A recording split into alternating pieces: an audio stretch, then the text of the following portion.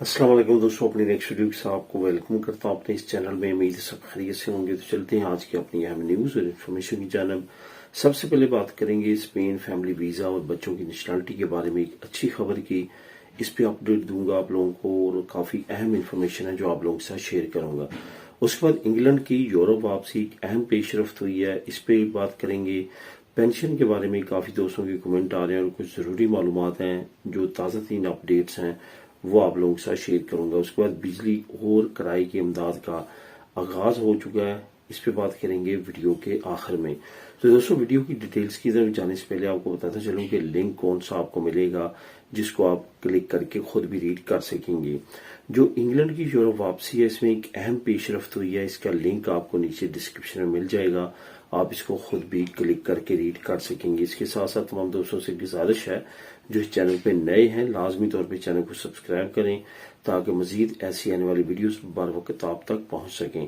तो दोस्तों, शुरू करते हैं सबसे पहले कि स्पेन फैमिली वीजा और बच्चों की नेशनलिटी के बारे में एक अच्छी खबर कौन सी है। जैसे कि आप जानते हैं कि कभी ऐसे हुआ करता था कि जो बच्चों के वालिदैन को यहाँ पे नेशनलिटी मिल चुकी है, उनकी नेशनलिटी जो है उनकी होम कंट्री में अप्लाई कर दी जाती थी।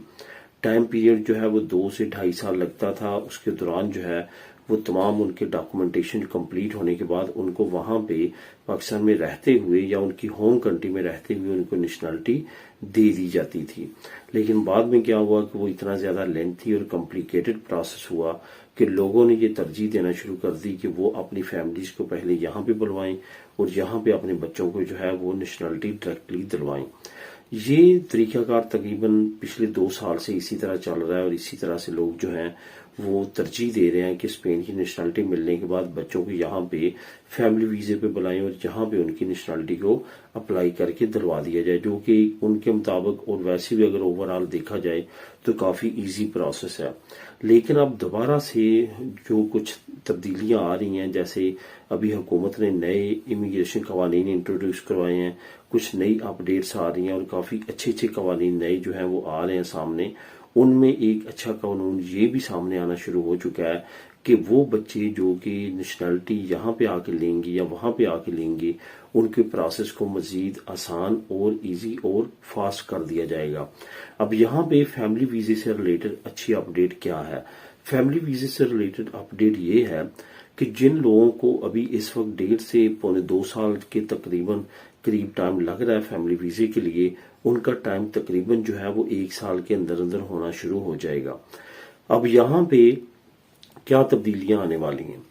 पहले क्या होता था कि आपने अपनी फाइल को सबमिट करवाया फैमिली वीजे के लिए, उसके बाद अगर आपकी फाइल सब सारी चीजें ओके हैं तो वो आपसे ट्रेवल हिस्ट्री मांगते हैं। ट्रेवल हिस्ट्री हो गया तो फिर आपसे कोई और चीज मांग सकते हैं, जिसमें फाइनेंशियल प्रूफ आपसे मांग सकते हैं कि जो हर मंथ जो है वो फैमिली को भेजी गए हैं अगर रकम, वो मांग सकते हैं। ट्रेवल हिस्ट्री मांग सकते हैं, इस तरह के और डॉक्यूमेंट्स मांग सकते हैं, तो जिसकी वजह से आपका वो प्रोसेस जो कि तकरीबन तकरीबन चंद महीनों का होता है, 6 महीने 8 महीने या मैक्सिमम 1 साल का, वो तकरीबन 1.5 से 2 साल तक जो है वो मुहित हो जाता है।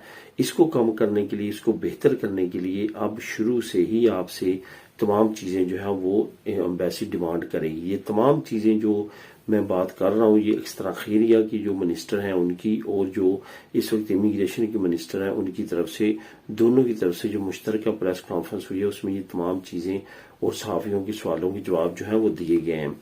अब यहाँ पे जो बहुत अहम अपडेट्स हैं वो ये हैं कि आने वाले वक्त में इस प्रोसेस को आसान करने में बहुत ज्यादा जो अहम किरदार अदा करेगी वो नई यूरोपियन पॉलिसी है, यानी कि शेंजन वीजा की जो नई पॉलिसी आ रही है जो कि सेंट्रलाइज होने जा रही है, डिसेंट्रलाइज की बजाय सेंट्रलाइज हो जाएगी। उसमें आपका वीजा प्रोसेस मजीद जो है वो फास्ट ट्रैक पे चला जाएगा। ये थोड़ा सा मैं आपको ओवरव्यू इसका दे देता हूं कि ये असल में क्या है।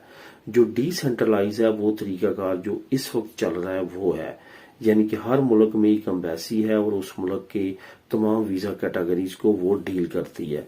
لیکن اگر دوسری طرف دیکھا جائے تو جو سینٹرلائز سسٹم ہے وہ اس وقت بہت سارے ممالک میں رائج ہے. وہ امبیسی اس کو ڈیل نہیں کرتی، صرف اور صرف امبیسی جو ہے وہ سٹیمپ کرنے کے لیے یا ضروری کچھ اہم کام ہو تو وہ کرنے کے لیے ہوتی ہے. باقی ویزا تمام جو پروسیس ہے اس میں امبیسی کا کوئی بھی عمل دخل نہیں ہوتا. یہ میں آپ کو اگزامپل دینا چاہوں گا. اس وقت کینیڈا کی، امریکہ کی، آسٹریلیا کی، یو کے کی یہ تمام پروسیس جو ہے وہ آن لائن ہو رہا ہے. یعنی کہ آپ نے آن لائن اپنی جو فائل ہے وہ سبمٹ کروانی ہے. کوئی بھی فائل ہو، آپ کی فیملی ویزا ہو، نیشنلٹی فائل ہو، وزٹ ویزا ہو یا کوئی اور بزنس ویزا ہو، کچھ بھی ویزا آپ نے لگوانا ہو شنجن، تو آپ نے آن لائن جو ہے اپنا اکاؤنٹ بنانا ہے شنجن کی ویب سائٹ پہ اور وہاں پہ اپنی فائل کو اپلوڈ کر دینا ہے. ڈیسیجن کون لے رہا ہے یہ آپ کو نہیں پتا ہوگا. دنیا میں کہیں بھی ان کا بندہ بیٹھا آپ کی فائل چیک کر کے آپ کو اپروو یا ڈس اپروو کر سکتا ہے اور اس کے مطابق آگے پروسیس چل سکتا ہے. سیم لائک اسی طرح جس طرح دوسری ڈیولپ کنٹریز کر رہی ہیں.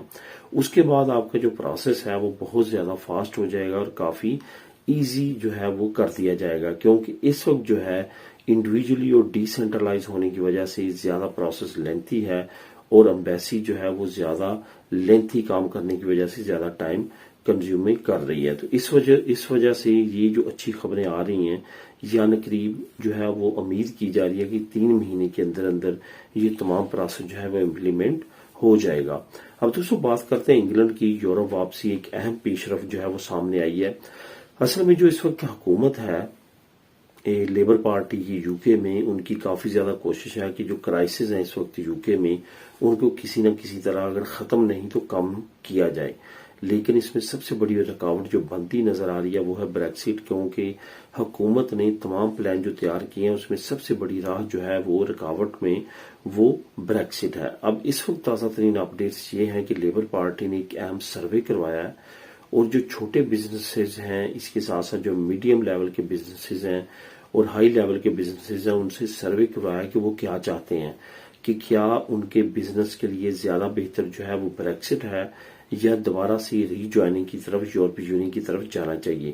ایک طرح سے یہ ریفرنڈم تھا اور اس ریفرنڈم کا جو رزلٹ آیا ہے وہ کافی چونکا دینے والا ہے. رزلٹ میں یہ کہا گیا ہے میکسیمم لوگوں نے کہ بریکسٹ بالکل بھی انگلینڈ کے حق میں نہیں ہے، یہ بالکل انگلینڈ کی اکانومی کے اگینسٹ ہے. اس وجہ سے جلد جو ہے وہ یورپی یونین کی طرف رجوع کرنا چاہیے. اس سروے کی مکمل ڈیٹیل کے لیے آپ کو نیچے لنک نمبر 1 مل جائے گا، آپ اس کو خود بھی کلک کر کے ریڈ کر سکیں گے. اب دوستوں بات کرتے ہیں پینشن کے بارے میں کچھ اہم اور ضروری معلومات کی. جو سب سے مین کویشچن پوچھا جانے والا ہے وہ یہ ہے، ایک تو میں نے آپ لوگوں کے ساتھ ایک گڈ نیوز شیئر کر دی تھی کہ کچھ کیٹیگریز میں یہ عمر کم کرنے جا رہے ہیں اور کچھ میں کم کر دی گئی ہے کہ وہ 5 سال پہلے جو ہے وہ پینشن لے سکتے ہیں.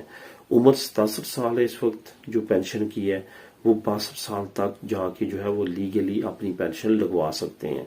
دوسرا جو بڑا اہم کویشچن پوچھا جانے والا ہے وہ ہے کہ مختلف یورپی ممالک میں اگر کام کیا ہے تو پینشن ہم کس طرح لے سکتے ہیں.